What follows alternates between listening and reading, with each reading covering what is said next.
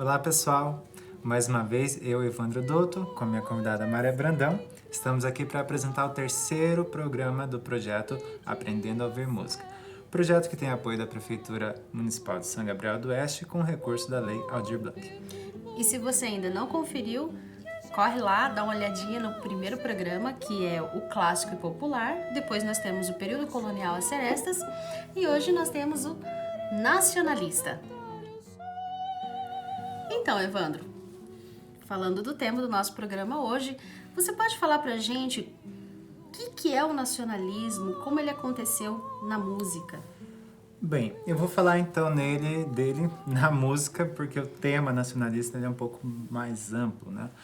Mas na música, o que é uma música nacionalista com esse caráter? Para isso eu vou voltar um pouquinho. Nós falamos no primeiro programa sobre o período clássico na música, que era definido por músicas mais equilibradas, que foi representado por Mozart e Haydn. Posterior a isso, nós tivemos um período chamado Romantismo. O Romantismo foi um período de liberdade de expressão. Então as pessoas, os compositores existiam várias vertentes, assim, desde aquela coisa muito melancólica ou muito expressiva, por exemplo, com a ópera, né? E também tivemos grandes virtuosos, por exemplo, como Paganini. Então, toda essa coisa do romantismo foi se expandindo e chegou num ponto que o nacionalismo, a busca no nacionalismo veio para se opor um pouco a essas correntes românticas. Então, como que eles começaram a buscar? Cada compositor foi em seu país buscar suas fontes e se basearam no seu folclore. Quem começou a buscar primeiro isso foram os russos, depois isso se expandiu pelo resto do mundo. Ah, sim. E aqui no Brasil, como que aconteceu? Bom, isso aí aconteceu um pouquinho depois. O Brasil ainda era muito europeizado. Então, assim, as pessoas tinham uma resistência de compor com modelos típicos brasileiros. Eles tinham modelos europeus, mas as primeiras manifestações nacionalistas que tiveram aqui, primeiro como foi com Brasília e Tiberê da Cunha, que buscou no folclore temas folclóricos para compor, e depois também temos um grande compositor que é Nepomuceno, Alberto Nepomuceno, que começou a colocar a língua português nas letras das músicas, né? Que até então era muito influenciada por bel canto italiano, ou seja, todas as áreas, todas as músicas eram italianas. Então agora, como um exemplo dessa música com uma letra portuguesa, a gente vai escutar Trovas de Alberto Nepomuceno, arranjo de Ciro Delvizio.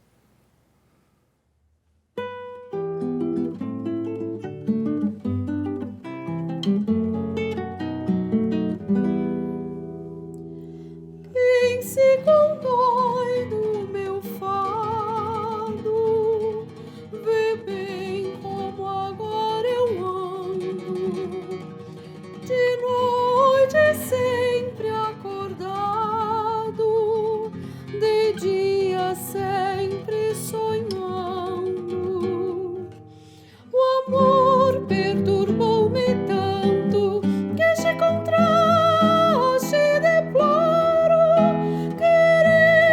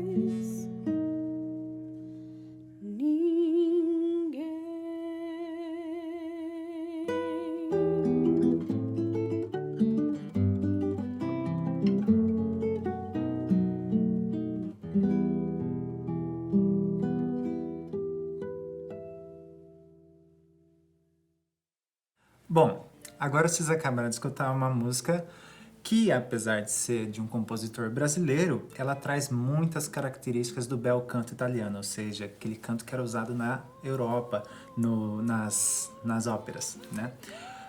Uma segunda geração de compositores que vieram trazer uma linguagem nacionalista surgiram no início do século XX, e um nome muito destacado desse é o grande Heitor Villa-Lobos. Que é um grande compositor que representa muito, né, o Brasil em si, um grande instrumentista, teve vários trabalhos feitos para violões, para violoncelo, Sim. piano, né? Então a gente Inclusive, ele tem uma obra que é para 8 violoncelo. Ele usava muito essas formações diferentes, que eles chamam até um pouco exóticas, né?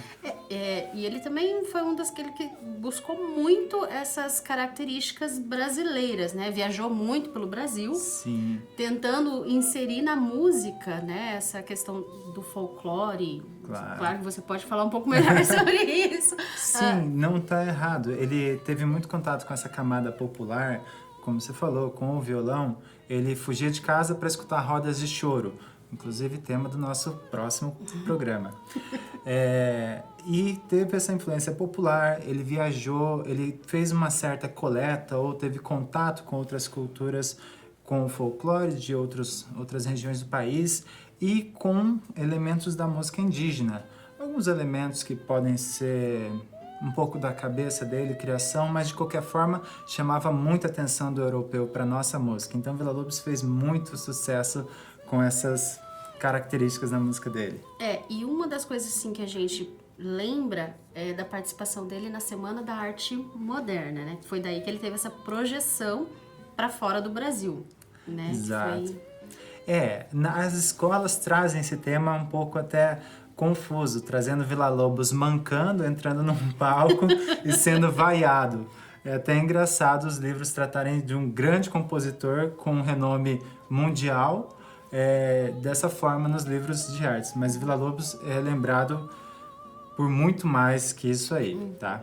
Bom, eu acho que vocês podem ter várias referências de Villa-Lobos e vamos deixar uma delas com vocês aqui, que é a Melodia Sentimental, que já escutamos no primeiro programa, com transcrição de Fernando Araújo para violão e canto. Que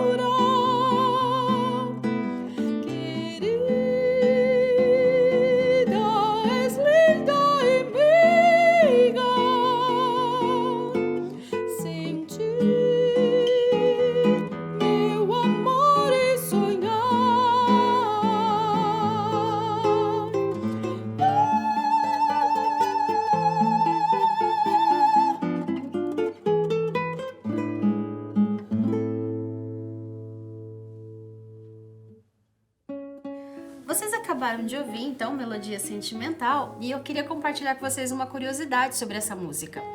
Ela foi composta originalmente para um filme e o filme acabou não acontecendo, mas o Heitor acabou usando numa cantata chamada A Floresta do Amazonas. Outra característica vocês podem ter escutado ela e ter reparado talvez isso, mas essa música também traz as características do bel canto, ou seja, outra música com influências lá da ópera italiana. Mas Villa-Lobos tem várias outras obras e eu deixo como uma referência para vocês as Baquianas de Villa-Lobos, principalmente a Cantinela número 5. Então, quem sabe um projeto futuro a gente grave ela para vocês. Verdade. Outra referência é que Villa-Lobos tem um filme que foi produzido para ele, referente à sua vida e obra. Então vale a pena conferir. Se chama Villa-Lobos, Uma Vida de Paixão. Bom, agora a gente vai falar de um outro compositor que representa talvez uma terceira geração de compositores nacionalistas, que é o compositor Camargo Guarnieri.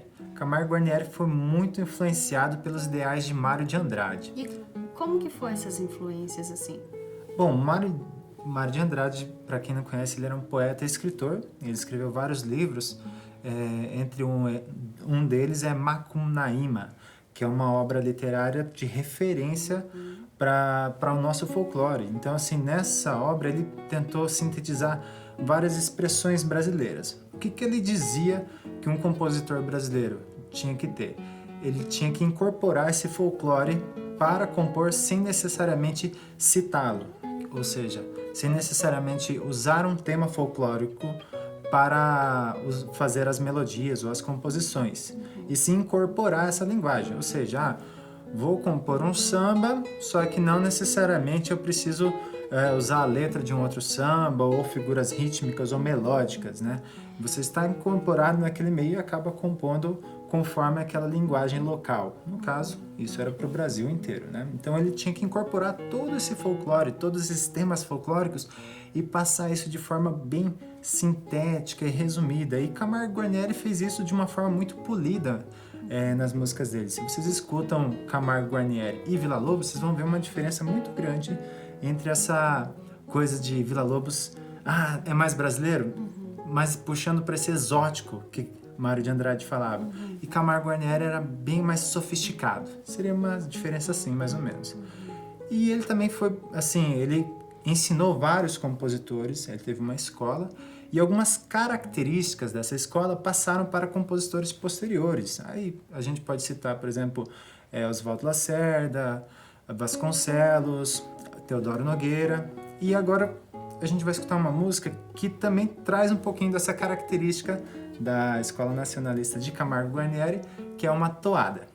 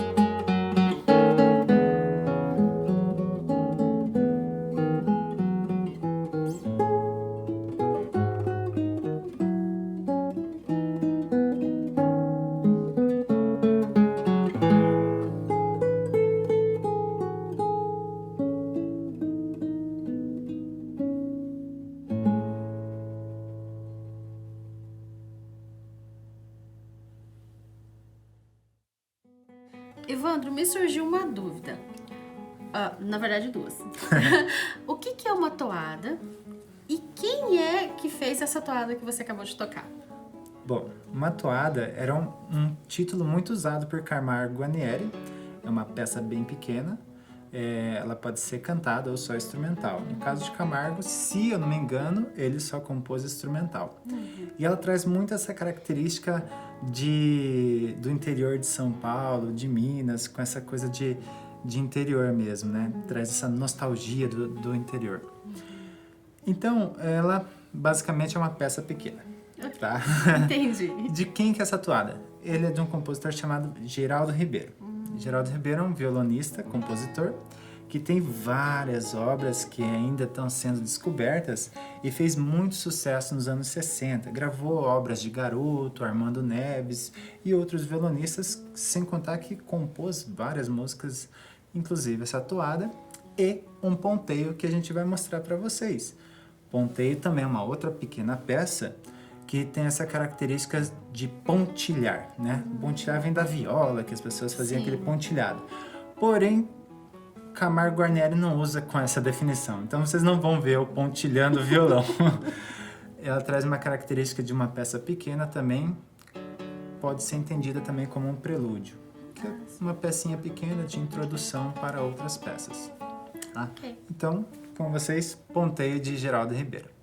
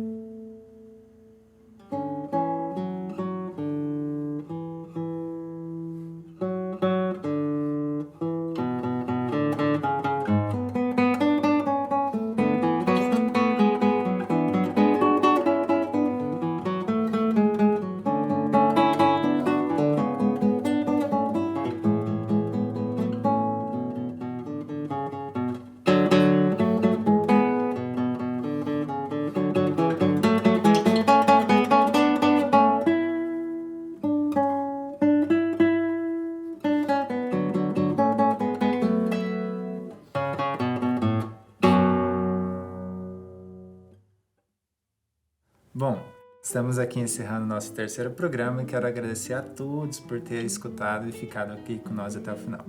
E se você tiver alguma dúvida, crítica ou sugestão, pode deixar nos comentários.